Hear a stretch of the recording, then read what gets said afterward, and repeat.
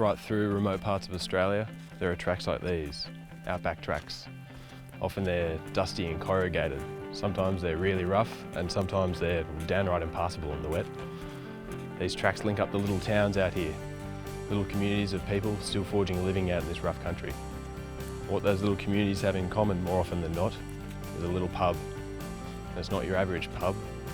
These great little outback pubs. They're full of charm and character, and characters as well. Now we're on a trip from Bourke through to Birdsville.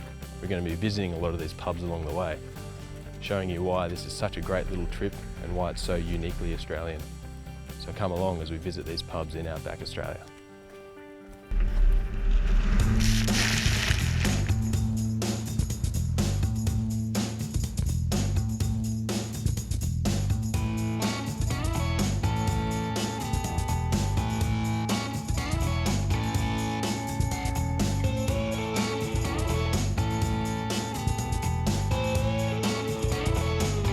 Our first stop isn't far out of Bourke. In fact, it's only about 70 k's up the road.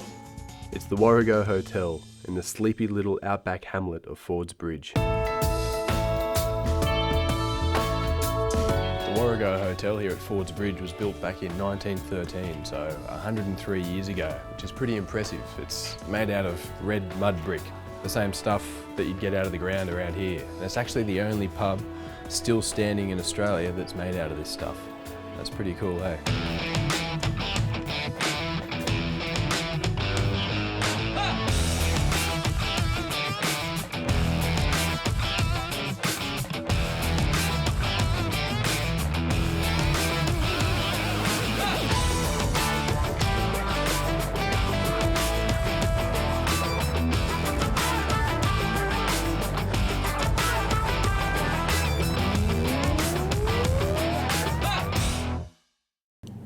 Pretty quiet old life here. I always liked the West.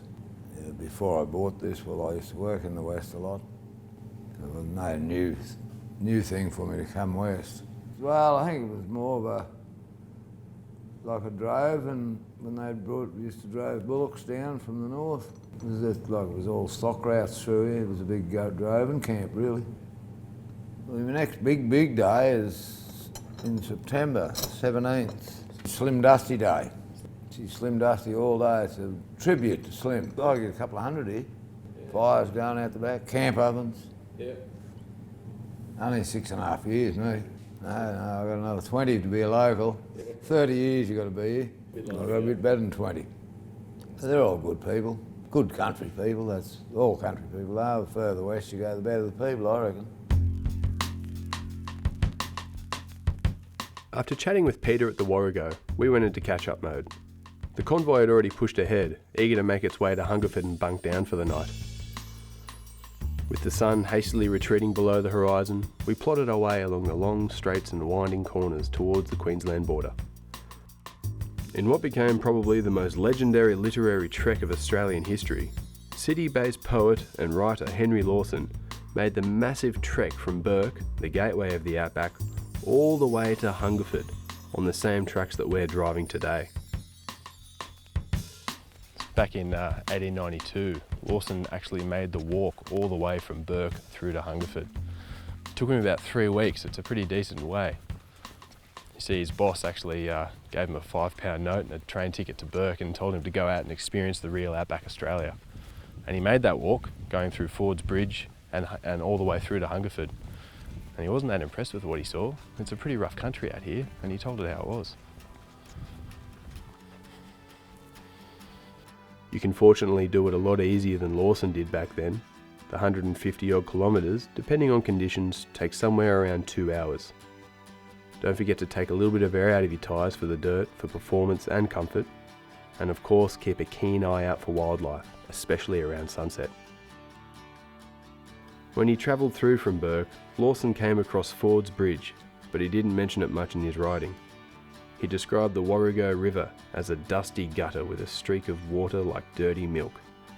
As he pushed on to the town of Hungerford, here's what he had to say about there. Hungerford consists of 2 houses and a humpy in New South Wales and 5 houses in Queensland. Characteristically enough, both of the pubs are in Queensland. We got a glass of sour yeast at one and paid 6p for it. We had asked for English ale. Well, Hungerford's a little bit different these days. There's space to camp in the middle of town, plus there's a big Royal Flying Doctor's shed. There's only one pub and it's a beauty. Let's hope the beer isn't sour.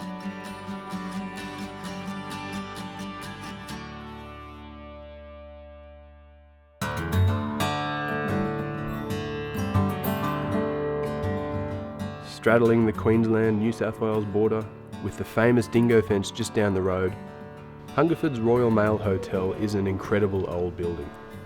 Corrugated iron, timber and nails. This is a seriously authentic and original building that is absolutely brimming with character.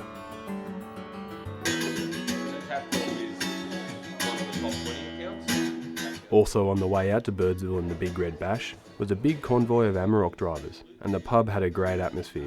Those routers that you put in for that data, I designed that I made sure the router works for you guys at one time.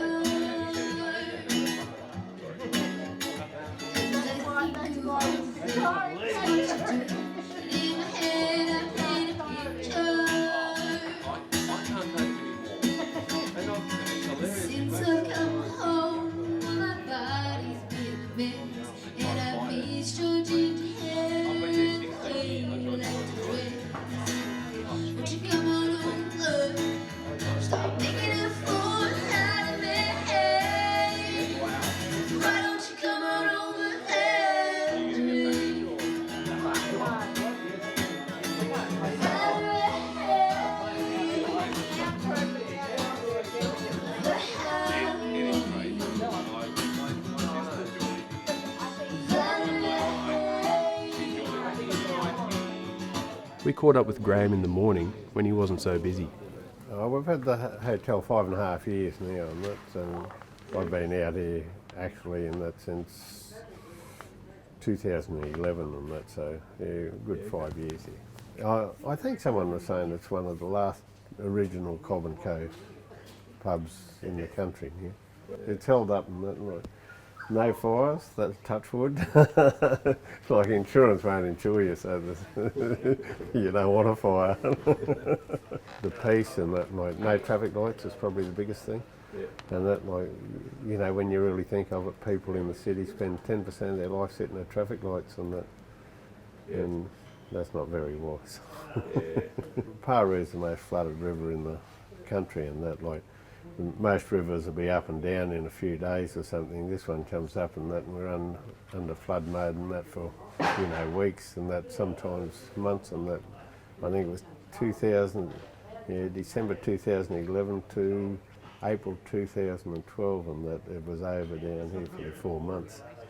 Oh, favourite spots, there's a couple of beautiful spots. The Currawinga National Park out here, it's got the two lakes. It's got the saltwater lake and the freshwater lake nearly side by side. Both of those are roughly 30 odd square K in size. Also up at the park up there at Kwarra, the old Kwarra ruins, there's a beautiful waterhole up there. It's about 3.5 kilometres long.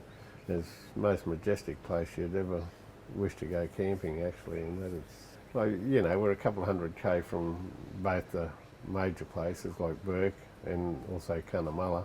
Mm-hmm. And so some people do a bit of shopping towards Bourke, Dubbo, others do it Cunnamulla to Toowoomba and that, you see. Yeah. Sports days, the long weekend in October, and that, like, that's gymkhana and motorbikes, and they also have novelty events like foot races.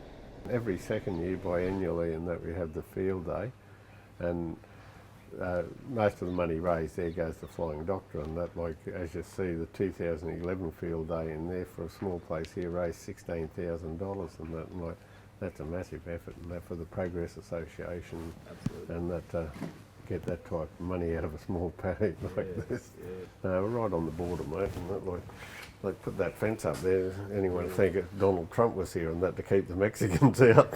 A lot of people like to come across the border there to be on a winner, don't they? The Hungerford pub is one of my all-time favourites, and you always get to have a good laugh chatting with Graham. But, as they say, all good things must come to an end, and it was time for us to get back on the road. When it's not flooded, you can take the road north across the Paroo River through Currawinya National Park through to Thargomindah or Yulo. But for us though, we're heading back down southwards towards Wenaring, so it's back through the dingo fence for an easy 100 kilometres of good condition road. This road takes you through some very pretty countryside as well, making it all the way to the start of the cut line at Wenaring.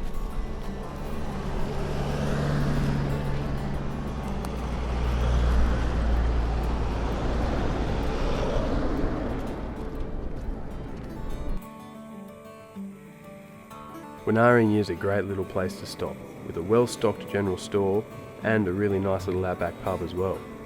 Narelle here runs the Outback Inn, and she has a famous reputation for hospitality. Unfortunately, our slow progress meant that we didn't really have any time to spare, so I had to keep rolling through. Oh well, there's always next time.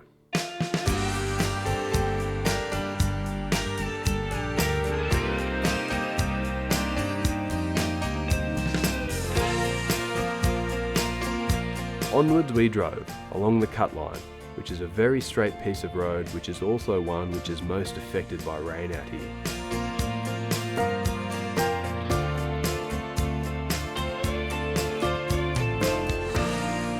Owing to all the rain out here in the last couple of weeks, a lot of the roads have actually been closed. We've been quite lucky, sort of the day before or even the morning of travelling some of these tracks, they've been deemed open. This road here through to Tibooburra is one of the ones that we're going to be taking. This sign does say it's closed, but we've been having a chat with the locals in town and have been reliably informed that it is open to four-wheel drive vehicles. They mustn't have just not got around to the sign yet, so it goes to show it does pay to have a yarn with the locals in the bar and the general store and just see what the actual go is. We were very lucky to make it through, considering the track had just opened that morning. It allowed us to make slow progress through to Tibooburra, and we made it just after sunset.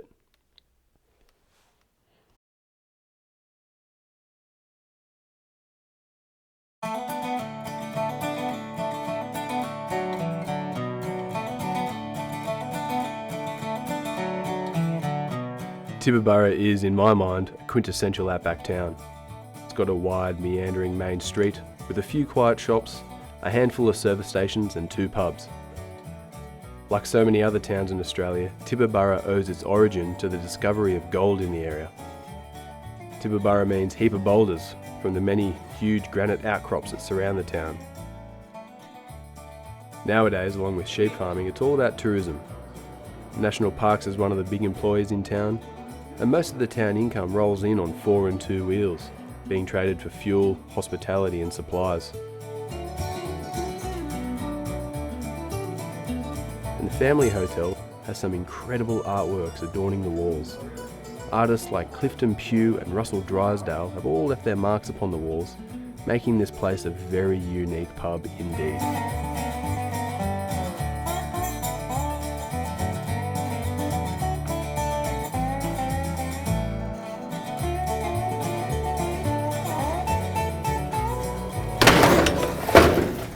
So we only made it into Tibooburra last night in the end. We got in here at about sundown because the road from Wenaring was pretty slow in places. So we took our time, got here and thought we would bunk down for the night. Stayed in the van park up the road, but it wasn't too bad. You've got 2 pubs in Tibooburra.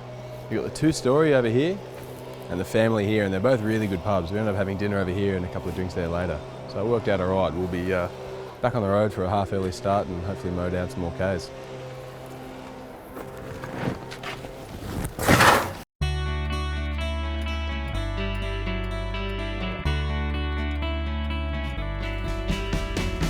Now we were roughly halfway along the road to Birdsville, we thought it was a wise idea to give our rigs a quick check over.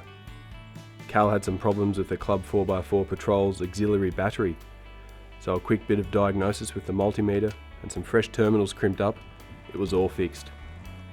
We had some brekkie, stocked up on anything missed or forgotten, refueled and got back on the road. Destination, Cameron Corner.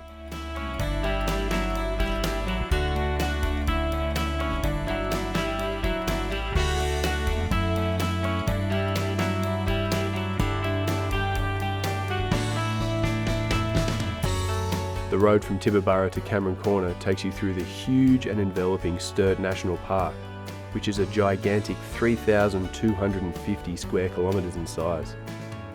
It was all once a big sheep station and is the traditional land of the Wankumara people, who lived all through southwest Queensland and northwest New South Wales.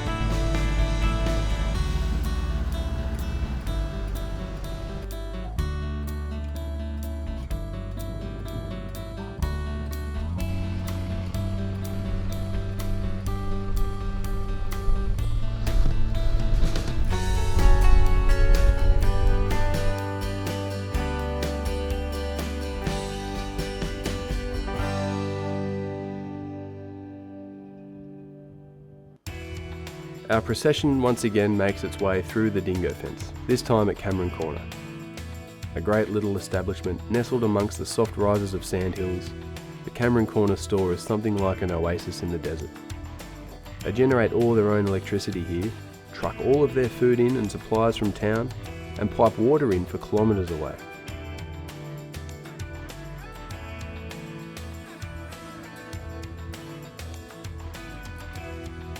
Fen and Cheryl Miller are the driving force behind this store. We had a chat with Fen to see what life is like at the corner. It started off with about 26 years ago now. A bloke called Sandy Noel came through here. He's a Vietnam vet, and he sat on the sandhills, counted cars and thought, yeah, there's enough cars to make a business. And so he approached the owners of the properties here, and Fred Osmond thought, yeah, that's a good idea, and donated a square mile back to the government there, and for a shop, and that's how it sort of started. And we're the fourth owner in here now, and each one's done a little bit more, and it's grown and grown and grown, and getting very iconic now, because of that corner post. But 8 years been here now, living here. On and off about 12 years, used to look after the place with the other owner. Got to know the place and enjoyed it, and had an opportunity to buy it and took over there. And, gone from the rainforest to the desert. I come from Port Douglas. So. Yeah, we had a couple of good big occasions. We got Easter time, we have the Easter cricket match. They come from all over the place, even Adelaide to come and play cricket here. And then we got New Year's here. Well, we got 3 time zones because we're in the corner of the 3 states. Because of daylight savings, we have New Year's every half an hour for the 3 states. So we set up around the corner post and get it all ready and do the big countdown for New South Wales and Happy New Year and kiss all the pretty girls, and then half an hour later we do it all over again. And then move across and then move across again. Half an hour later we do it all over again. So yeah. Yeah, well, we started with the golf. The other owner started with the idea, and I eventually finished it off, and we got 3 holes in each state now. So we call it the Tri-State Golf. And you've played the 9 holes, you can even get a certificate to say you've played it. But it's a bit of a trick, bit of a novelty, because in South Australia they're round holes. In New South Wales they're square holes, and in Queensland they're triangles. So bit of a novelty. So. Oh, this country grows on you. You know, people think the desert, there's nothing out here, but it's different over every sandhill. It's just, yeah, like I say, you got to be out here to experience it. It's just hard to explain the experience of the outback out here. Yeah. And the pub itself as well. the hospitality. You don't get that in city pubs anymore. You don't even know your neighbours there. So.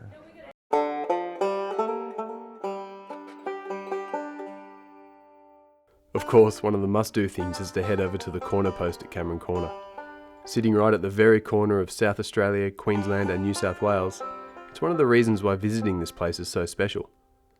The corner's named after John Brewer Cameron, a government surveyor who spent 2 years between 1880 and 1882 placing a wooden post every mile up the Queensland and New South Wales border. We've actually heard that the pub here has a New South Wales mailing address, a South Australian phone number and a Queensland pub licence.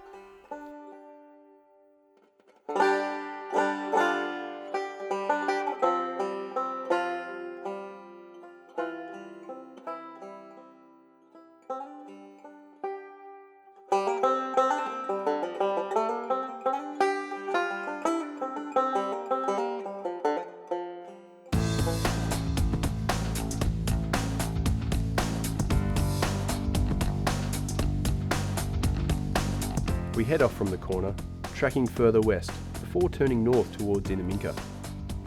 You're in the northern reaches of South Australia now, travelling through the Strzelecki Desert. There's a handful of different ways you can go, but at the moment all bar the Strzelecki track was closed due to rain. The Strez is a big, well-maintained track, owing to all the huge trucks and machinery that travel through here, servicing the Santos oil and gas facility located up the road. When you're travelling through here, always be at the ready for the big road trains and trucks. You're best off slowing right down and pulling off the road a bit, give them plenty of space to pass. It's a lot easier for us to stop than it is for them.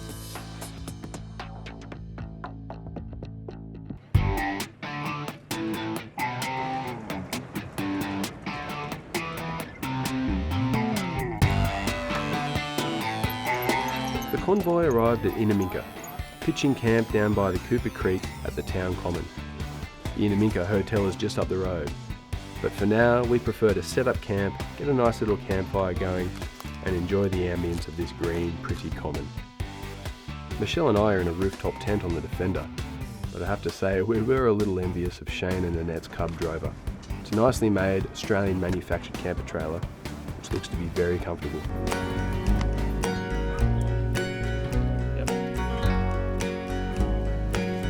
After a great little night around the campfire, we were up early, packing up camp and making our way up to the Inaminka Hotel. Word around the place is that the tracks through to Birdsville were currently closed, and we might have to turn back. Fingers crossed, something was going to change.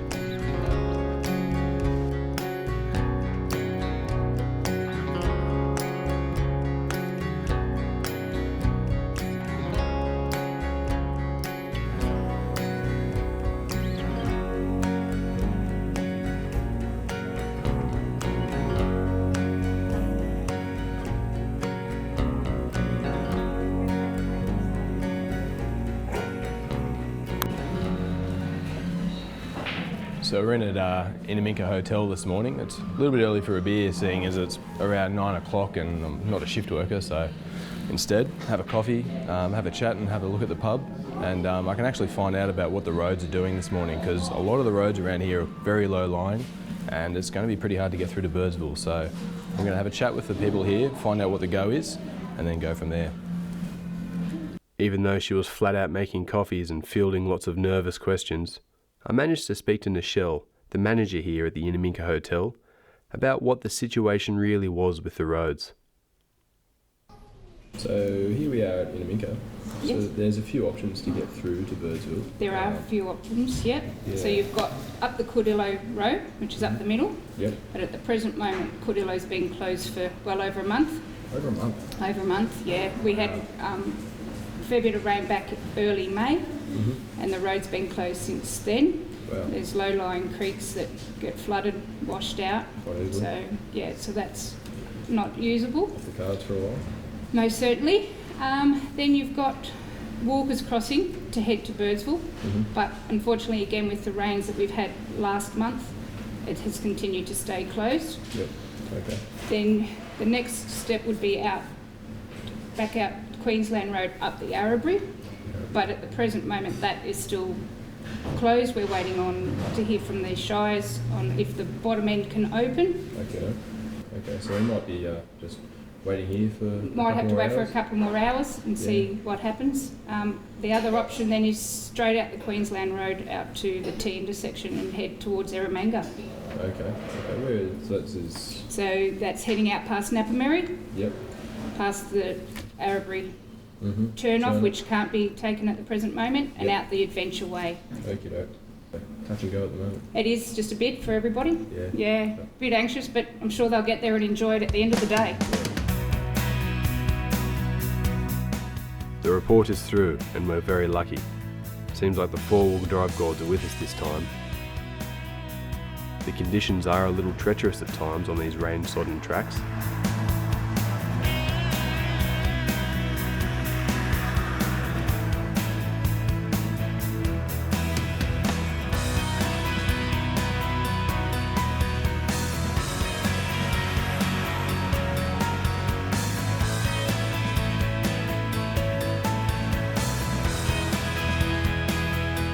If you're travelling on your own, it wouldn't be a bad idea to try and buddy up with some fellow travellers so you've got a better chance of recovery. We're able to use a combination of Arrowbury and Cordillo Downs roads to link up with the Birdsville development track further north. From there we can get into Birdsville quite easily.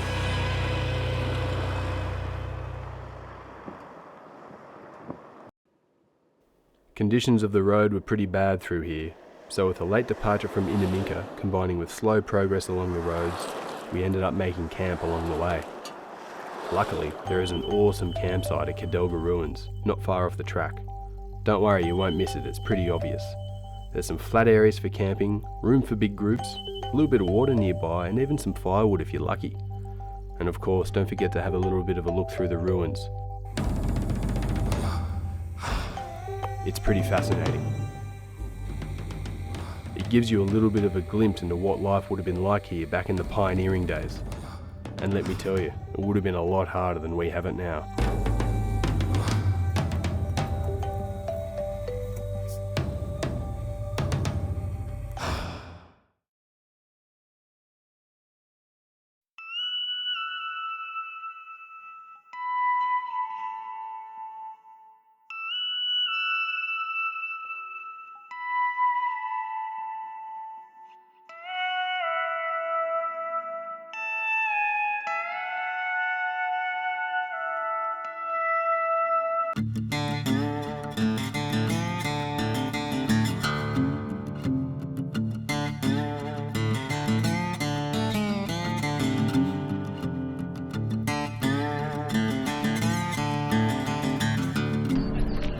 The other guys had gone to set up camp, but I couldn't really help myself. I thought I'd go and check out this final pub on the journey. It's one of the most iconic pubs in Australia, I think, and one of my personal favourites. It's the Birdsville Hotel. Let's go have a look.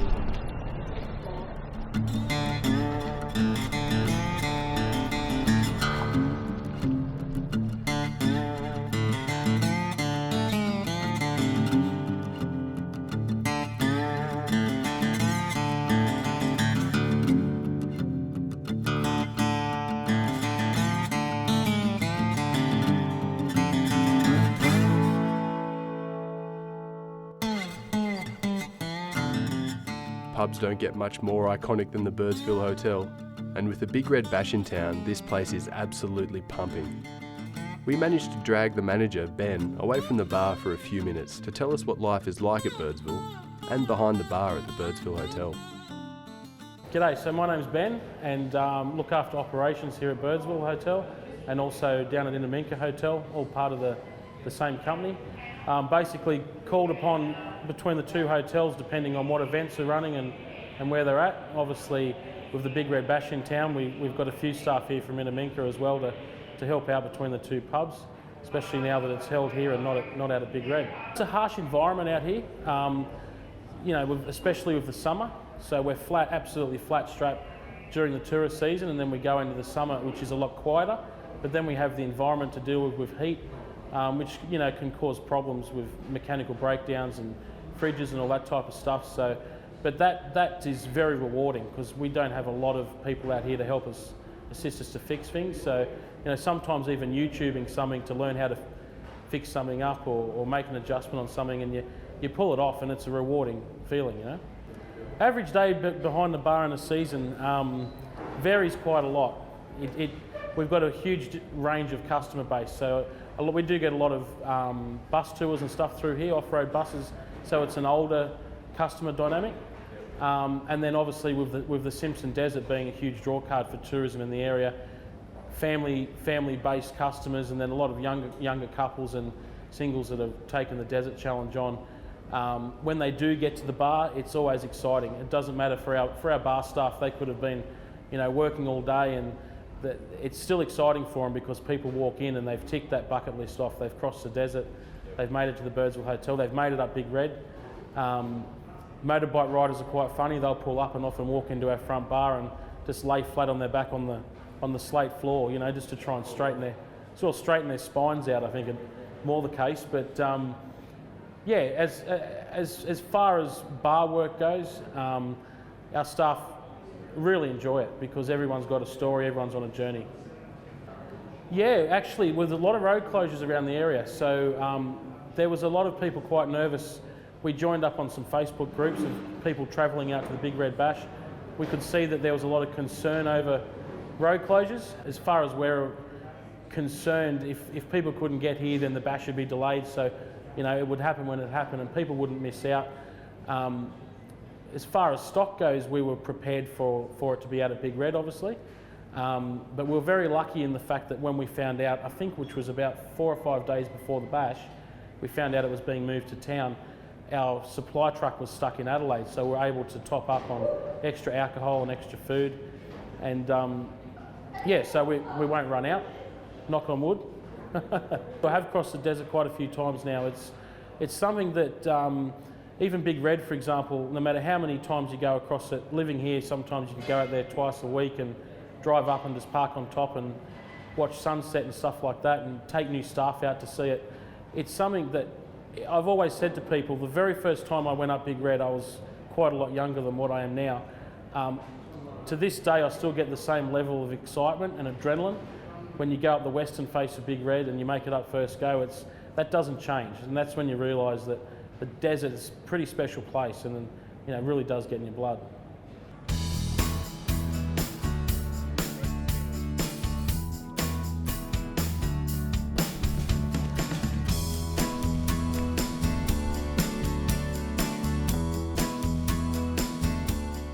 Another place that you have to check out in Birdsville is, of course, the bakery. I think the worst place about going to this bakery is choosing which pie to have when you go. I mean, there's steak and kidney, kangaroo and claret, lamb shank, curried camel, rabbit, beef pies. There's also some very delicious looking pastries and sausage rolls, so you'll have your work cut out for yourself. There are some great artworks adorning the walls of this bakery too, and the coffee isn't too bad. All a pretty good excuse to come back and try another pie, I suppose.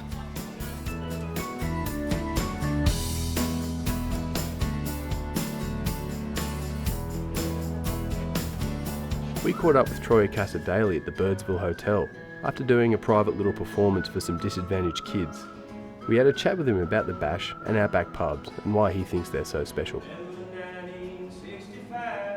We've been doing a bit of a run out from Bourke through to Birdsville, just visiting a lot of the Outback pubs on the way out here. Do you think it's a bit of an important side of Australian identity and things like that, the sort of the rural side of things?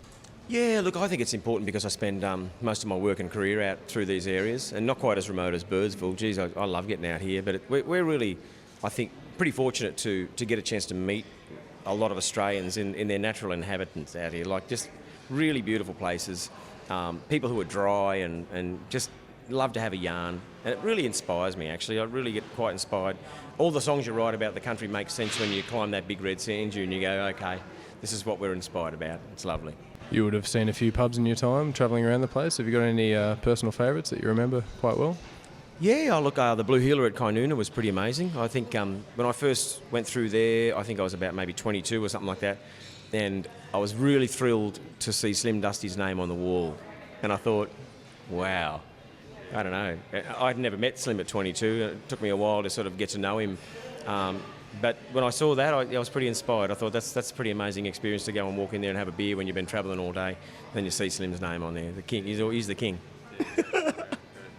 Have you been into Birdsville a few times before this, or your first time here, mate? Can you tell me about how the town's going at the moment with the bash coming through? Bit of action, obviously, a bit busier than it normally is. I tell you what, it's probably going to take the staff at this pub here probably about a month to get over what they're doing. They have not stopped. And also the people who are, the organisers as well, the way they've been running around. It's been very seamless. But it's great for the town. I think when they started it a couple of years ago, I think they had about 700 payers and a few vehicles and some campsites. And to get for that to 7,000 sold out, I was talking to Paul Kelly about it this morning over breakfast, and we just said we just can't believe how many people just can make it a part of their itinerary to come to Birdsville. And all power to them for driving as far as they have. You reckon it's a bit of a different breed of people that live out this way? Oh, different breed of people, I suppose, for a lot of reasons. They like the actual remoteness of it.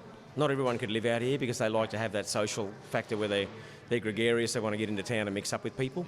But people out here don't mind their own company, and that's rare. The hardships are what really make them who they are, and the adversity that you see is pretty amazing because not everyone has to go through this sort of stuff. They can always move back into town somewhere, but they stick it out.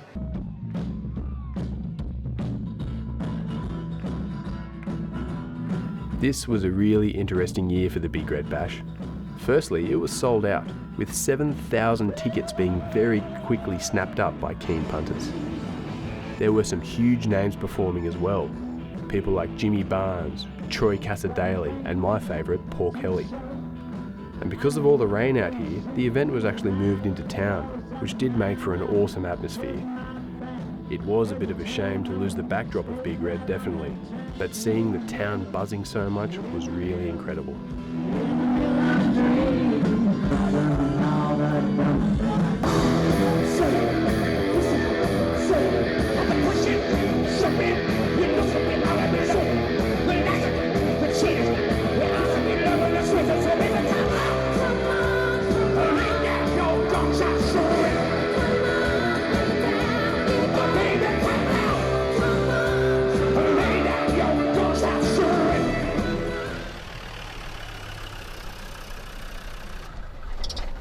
So, the trip's finished, the pub crawl.